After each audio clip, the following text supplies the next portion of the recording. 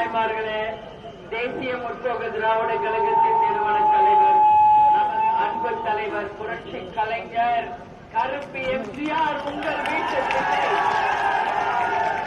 நமது இதய தெய்வம் கேப்டன் அவர்களை வணங்கி, கேப்டனை தங்கள் உயிர் மூச்சாக கொண்டிருக்கும் எங்களுடைய மாவட்ட செயலாளர் சரவணன் அவர்களுக்கும், கழக பொருளாளர் சதீஷ் பாக்சார்த்தி, விஜய பிரபாகர், இந்த மண்டல மாவட்ட பொறுப்பாளர்கள் கிருஷ்ணமூர்த்தி, இங்கே கூடியிருக்கின்ற அனைத்து ஒன்றிய நகர பேரூர் கழக கிளை கழக நிர்வாகிகளே, என் மகளிரணி சகோதரிகளே, வியாபார பெருமக்களே, கேப்டனை உயிர் மூச்சாக கொண்டிருக்கும் என் உயிரினும் மேலான எங்கள் அன்பு கழக உடன் உங்கள் அத்தனை பேரையும் வணங்கி, இன்றைக்கு மிக மிக முக்கியமான ஒரு நாள். செப்டம்பர் 5 அப்படின்னாலே பல்வேறு உலக புகழ் பெற்ற உன்னதமானவர்கள் பிறந்த தினம். இன்றைக்கு அனைவருக்கும் இஸ்லாமிய சகோதரர்களுக்கு மிலாது நபி வாழ்த்துக்களை இந்த நேரத்தில் நான்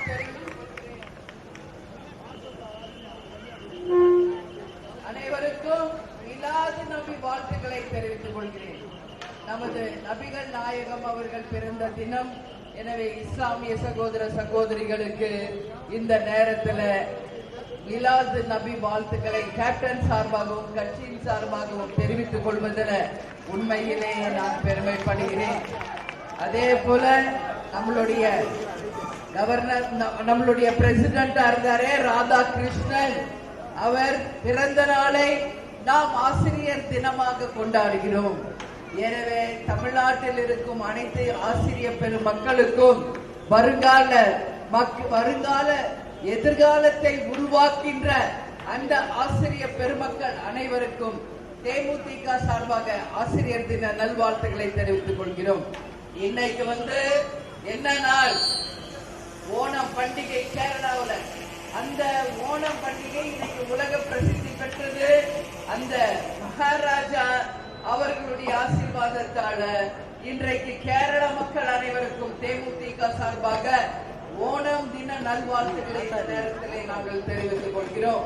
அதே போல வ.உ.சி என்று இருந்தாரு, ஞாபகம் இருக்கா? நம்ம நாட்டுக்காக சுதந்திரம் பெற்று தந்தவர், கப்பலோட்டிய தமிழர். அது மட்டும் இல்லை, வாழ்நாள்ல மிகப்பெரிய செல்வந்தராக பிறந்து வழக்கறிஞராக இருந்து நம் நாட்டின் சுதந்திரத்திற்காக செக்கிழித்து தன்னுடைய உயிரை மாய்த்து கொண்ட அந்த சுதந்திர போராட்ட தியாகி மாவீரருக்கு நமது கழகத்தின் சார்பாக வீர வணக்கங்களை நாம் வ.உ.சி அவர்களுக்கு தெரிவித்துக் கொள்வதில் உண்மையிலேயே பெருமைப்படுகிறோம். அவரை வணங்குகிறோம், வாழ்த்துகிறோம், போற்றுகிறோம் என்று இந்த நேரத்தில் சொல்ற. அதே மாதிரி அன்னை தெரசா அவர்களுடைய இன்னைக்கு நினைவு தினம். அவர்களுடைய அர்ப்பணிப்பு சாதாரணம் கிடையாது. எல்லா ஏழை குழந்தைகளையும், வறுமையில் வாடுபவர்களுக்கும் அவங்க ஒரு முன்னுதாரணமாக இருந்து ஹியூமனிட்டி, அதாவது கருணை, மக்கள் மேல் அவர் கொண்டிருந்த அன்பினுடைய அடையாளமாக அன்னை தெரசாவினுடைய நினைவு தினம். இன்றைக்கு இத்தனை சிறப்புகள் நிறைந்த இந்த தினத்துல இங்க நம்மளுடைய 2ஆம் கட்ட பயணத்தை இன்னைக்கு திருவண்ணாமலை மாவட்டம் செய்யாறு தொகுதியில இன்னைக்கு நாம நடத்தி கொண்டிருக்கிறோம். இந்த செய்யாறு தொகுதியில என்னை வரவேற்க வந்திருக்கும் நம் மக்கள் அனைவருக்குமே இந்த நேரத்தில் உறுதியாக என்னுடைய நன்றிகளை தெரிவிச்சுக்கிறேன். இதுவரைக்கும் நாம் செய்யாறு தொகுதியில வெற்றி பெற்றதில்லை. ஆனால் உறுதியாக வருகின்ற தேர்தலில கேப்டன் ஆசீர்வாதத்தால், மக்கள் ஆதரவோடு செய்யாறு தொகுதியை முரசு வென்றது என்கின்ற வெற்றி செய்தியை நிச்சயமாக நீங்கள் தரணும் சொல்லி இந்த நேரத்தில் உங்க எல்லாரையும் பார்த்து நான் கேட்டுக்கிறேன். அப்படி நம்ம ஜெயிச்சு வந்தா செய்யாறு தொகுதிக்கு நாம செய்ய வேண்டிய பணிகள் இன்னும் ஏராளமாக இருக்கிறது. அதுல மிக முக்கியமான ஒரு விஷயமாக இங்க திருவண்ணாமலை வருவாய் மாவட்டத்தை 2ஆக பிரித்து செய்யாறை தலைமையிடமாக கொண்டு ஒரு மாவட்டமாக அறிவிக்கப்படும். ஏற்கனவே திமுக வாக்குறுதி கொடுத்தாங்க, இதுவரைக்கும் நிறைவேற்றவில்லை.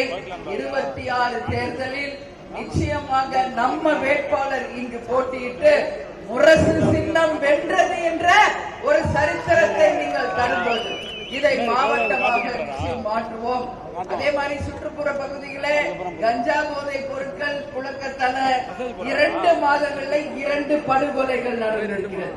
எனவே முதலமைச்சர் அவர்களே, திமுக அரசே சட்டம் ஒழுங்கை கையில் வெடிச்சிருக்கிற முதல்வர் அவர்களை இந்த செய்யாறு தொகுதி மக்கள் சார்பாக கேட்டுக்கிற உடனடியாக போதை வஸ்துக்கள் பயன்படுத்துவதை தடுக்க வேண்டும், படுகொலைகளை தடுக்க வேண்டும், சட்டம் ஒழுங்கை காப்பாற்ற வேண்டும் என்று கேட்டுக்கிறோம். விவசாய நிலங்களை அளித்து மேல்மா சிப்காட் உருவாக்கத்தை விவசாயிகள் ஆட்சேபனை செய்த பிறகு தமிழக அரசு தொடர்ந்து திட்டத்தை அமுல்படுத்தி தயாராக இருக்கு. ஆட்சேபனை செய்த விவசாயிகள் மீது குண்டர் சட்டத்திலே அவர்கள் மீது வழக்கு பதிவு செய்யப்பட்டது. இது எந்த அளவு ஒரு கொடுமையான விஷயம். தமிழ்நாடு என்று சொன்னாலே இது விவசாயிகளும் நெசவாளர்களும் வாழ்கின்ற ஒரு பூமி. எனவே எல்லாருக்கும் சொல்றேன், கேப்டன் விவசாய குடும்பத்தில இருந்து வந்தவர் தான், நானும் விவசாய குடும்பத்தில இருந்து வந்தவங்க தான். இங்க இருக்கிற பெரும்பாலும் விவசாய குடும்பத்தை சேர்ந்தவர்கள். விவசாயிகள் வாழ்ந்தாதான் இந்த நாடு முன்னேறும், எந்த மாற்று கருத்தும் இல்லை.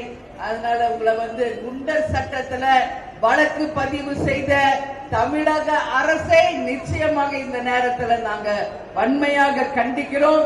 அந்த வழக்கை உடனடியாக வாபஸ் பெற செய்து விவசாயிகளுக்கு ஒரு நல்ல எதிர்காலத்தை இந்த அரசு உருவாக்க வேண்டும் என்று தேமுதிக சார்பாக கேட்டுக்கொள்கிறேன். செய்யாறில் இயங்கி வரும் மாவட்ட தலைமை மருத்துவமனையில போதிய மருத்துவர்கள், செவிலியர்கள், மருந்து வசதி இல்லை. இதை வன்மையாக கண்டிப்பதோடு அந்த ஆஸ்பத்திரிக்கு தேவையானவற்றை உடனடியாக இந்த அரசு செய்ய வேண்டும் என்றும் இந்த நேரத்தில் கேட்டுக்கிறோம். பேருந்து நிலையம் விரிவாக்கம் செய்ய வேண்டும். செய்யாறிலிருந்து இரவு நேரங்களில் வெளியூர் செல்வதற்கு பஸ் போக்குவரத்து வசதி இல்லை. அந்த பஸ் போக்குவரத்து வசதியை உடனடியாக ஏற்பாடு செய்து மக்களுக்கு வசதியான ஒரு போக்குவரத்து துறையாக இந்த அரசு மாற்றணும். அதே மாதிரி இங்க நடக்கின்ற வார சந்தை வியாபாரிகளுக்கும் விவசாயிகளுக்கும் நிரந்தரமாக ஒரு இட ஒதுக்கீடை செய்து அந்த இடத்துல அவங்க வசதியாக வியாபாரம் செய்வதற்கு இந்த அரசு ஆவணம் செய்ய வேண்டும். செய்யாறு மற்றும் வெம்பாக்கம் சுற்றுப்புற பகுதிகளில் கல்குவாரி தொழில் செய்வதற்கு அதிகமாக ஆட்சியில் அங்கீகாரம் வழங்கி வருவதால் விவசாய நிலங்கள் பாதிக்கப்படக்கூடிய சூழ்நிலை இருக்கு. அதிக போக்குவரத்து ஏற்படுவதால சாலை பழுதடையக்கூடிய நிலைமை இருக்கு. இதையெல்லாம் அரசு அதிகாரிகளும் அரசும் உடனடியாக கவனத்தில் கொண்டு மக்கள் பிரச்சனைக்கு நீங்கள் முழு கவனம் செலுத்தி மக்களை கொடுத்த வாக்குறுதிப்படி காப்பாற்ற வேண்டும் என்று தேமுதிக சார்பாக கேட்கிறோம். செய்யாறு நகரில் போதிய மின்விளக்கு வசதிகள் கிடையாது.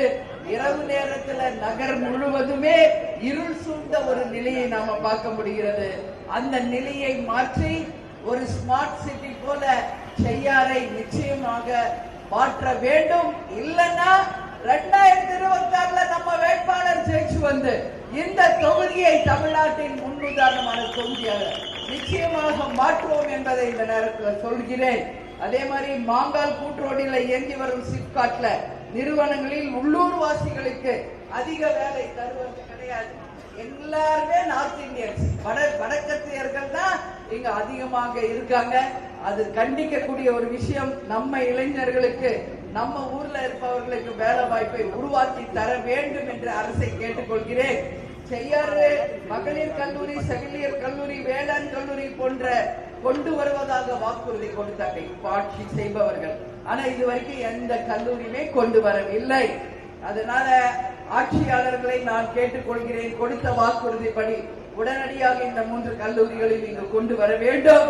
26 நிச்சயமாக தேமுதிக களம் காணும் போது மக்களுக்கு இந்த வாக்குறுதிகளை நாங்கள் உறுதியாக நிறைவேற்றுவோம் என்று இந்த நேரத்தில் சொல்றேன். அதே மாதிரி திருவத்திபுரம் நகராட்சியில பணிபுரிகின்ற தூய்மை பணியாளர்களை பணி நிரந்தரம் செய்ய வேண்டும் என்று தேமுதிக சார்பாக கேட்டுக்கிறோம். தமிழ்நாடு முழுக்க இன்னைக்கு தூய்மை பணியாளர்கள் ஆர்ப்பாட்டமும் போராட்டமும் செய்து தங்கள் வாழ்வாதாரத்தை கேள்விக்குறியாக்கி இருக்கின்ற இந்த அரசை பார்த்து பல்வேறு விதமான போராட்டங்கள் நடந்துட்டு இருக்கு. அதுக்கு தேமுதிக ஆதரவு தருகிறது. எனவே மக்கள் நல பணியாளர்கள் இருந்தாதான் நம்ம ஊரும் சரி, நம்ம நாடும் சுத்தமா இருக்கும்.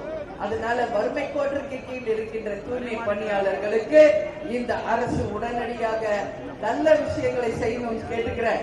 சுற்றுப்புற பகுதியில கொலை, கொள்ளை, பாலியல் வன்கொடுமைகள் அதிகரிச்சு சட்டம் ஒழுங்கு கேள்விக்குறியாக இருக்கு. அந்த நிலை எல்லாம் மாறி பாதுகாப்பான ஒரு தொகுதியாக செய்யாறு தொகுதியை மாற்ற வேண்டியது ஆளும் திமுக அரசினுடைய கடமை என்பதை இந்த நேரத்தில் உங்ககிட்ட சொல்றேன். திருவத்திபுரம் நகராட்சியில பாதாள சாக்கடை திட்டத்தை நடைமுறைப்படுத்தணும். அவ்வாறு இல்லைன்னா சுற்றுச்சூழல் சீர்கேடு ஏற்பட்டு மக்களுக்கு பல்வேறு இன்னல்கள் நடக்கின்ற ஒரு நிலைமை இருக்கிறது. எனவே செய்யாறு தொகுதியில இன்றைக்கு உள்ளம் தேடி இல்லம் நாடி என்று எங்கள் கழக நிர்வாகிகளை, தொண்டர்களை, மகளிர் அணியில் சந்திக்கிறோம். கேப்டன் ரதம் இதோ நான் இங்க நிக்கிறோமே, மக்களை தேடி மக்கள் தலைவர் வந்துவிட்டார். கேப்டன் அவர்களே நேரடியாக மக்களை சந்திக்க வந்திருக்கார். இது என்ன சாதாரண ரதமா? யோசிச்சு பாருங்க. இது இலங்கை வாழ் தமிழர்கள் நம்ம கேப்டனுக்கு பரிசாக தந்த ஒரு ரதம். இதுவரைக்கும் உலக அரசியல் வரலாற்றில் நடக்காத ஒரு விஷயம். எத்தனையோ ராஜாக்கள் ஆட்சி பண்ணியிருக்காங்க, எத்தனையோ முதல்வர்கள் ஆட்சி பண்ணியிருக்காங்க, யாருக்கும் மக்கள் பரிசு கொடுத்ததில்லை. ஆனால் மக்களை உண்மையாக நேசித்த மக்கள் தலைவருக்கு இலங்கையில இருந்து இன்னைக்கு இந்த ரதம் வந்திருக்கு. அதனாலதான் இது கேப்டன் ரதம் என்று மக்களை தேடி தலைவர் அவர்கள் இன்னைக்கு அனைத்து தொகுதிகளுக்கு வந்து கொண்டிருக்கிறார்.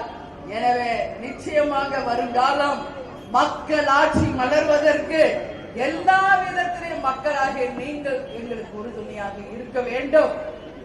கூட்டணி பற்றி நம்ம ஜனவரியில 9ஆம் தேதி கடலூர் மாநாட்டில் முடிவெடுத்து அறிவிக்க போறோம்.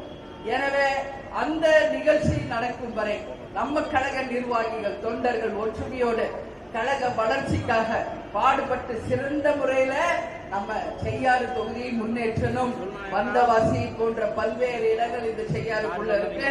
எல்லா இடத்திலையும் தேமுதிகவை வலுப்படுத்தி வருகின்ற தேர்தல் நிச்சயம் தேமுதிகவுக்கு மாபெரும் வெற்றியை செய்யாறு தொகுதி கொடுத்தது என்ற வரலாறை உருவாக்க வேண்டும் என்று எல்லாரையும் பார்த்து கேட்டுக்கிறேன். எனவே ஜனவரி 9 கடலூர் மாநாட்டுக்கு பெரும் திரளாக நீங்கள் அனைவரும் வந்து கலந்து கொள்ள வேண்டும். வருவீங்களா? வருவீங்களா எல்லாரும்? இதுவரைக்கும் தமிழக அரசியல் வரலாற்று தேமுதிக நடத்திய மாநாடு தான் இன்னைக்கு முதலிடத்திலும், 2ஆம் இடத்திலும், 3ஆம் இடத்திலும் இருக்கிறது. ஏன்னா அவர் மக்களை நேசிச்ச உண்மையான தலைவர். ரூபாக்கோ ஓட்டுக்கு காசு கொடுக்கறதோ தலைவர் வாசுகிறோம்ல பழக்கப்படுத்தல. அது மட்டும் இல்ல, இங்க நிக்கிறீங்களே எல்லாரும் 100 சோறு பீருக்கு அப்பாற்பட்டு கேப்டன் என்ற ஒற்றை சொல்லுக்கு அன்புக்கு கட்டப்பட்டவர்கள் நீங்கள் எல்லாம்.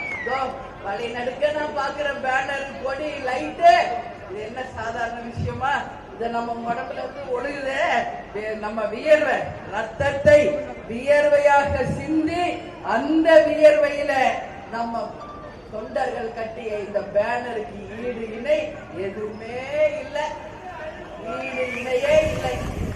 அதனால தலைவர் புகழ் பாடுவோம், அவர் நாமம் பாட எல்லாரும் பேசி எல்லாரும் உழைத்து தேமுதிக வெற்றி பெறணும் சொல்லி கேட்டுக்கிறேன். சரிங்களா?